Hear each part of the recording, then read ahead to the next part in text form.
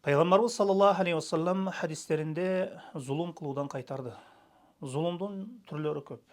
Ең чоң зұлымдың ең чоңы, ең башаты бұл ширк зұлым болып саналады. Құран-ы Кәримде Лұқман Хаким өзінің баласына насихат қылып айтқан екен: "Я bunayya la tushrik billah inna ширка ла зулмун азим." О балақайым, Аллахқа шерік қошпағын, шындығында ширк ең чоң зұлым деп айтқан екен. Пенде ширк келтіруменен Раббисіне зұлым қылады екен. Емі адамдардың адамдарға қарата бір-біріне болған зұлымы. Пайғамбарымыз саллаллаху алейхи уассалам бір-біріңерге зұлым қылбағыла деді. Емі зұлымдың түрлері көп деп айттық. Емі пенде балдарына зұлым қылусы мүмкін. Аларды бақпай, аларды қамсыздабай зұлым қылусы мүмкін.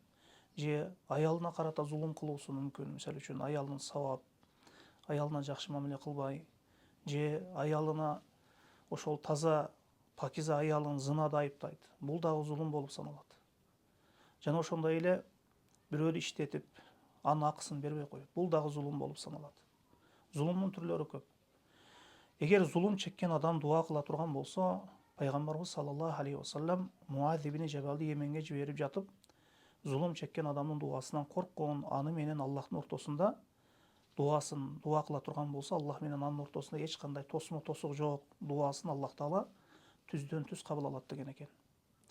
Ошондуктан зулумдан корколу, бирөөгө зулум кылып коюудан корколу. Мунун жообу албетте бул жоопсуз калбайт, бул дүйнөдө дагы, акыретте дагы. Ошондуктан аялыбызга, балдарыбызга, кол астыбыздагыларга зулум кылуудан кайтарылдык, жакшы мамиле кылууга буйрулдук. Албетте бул жашоодо ар бир берилген неиматтын эсеби бар.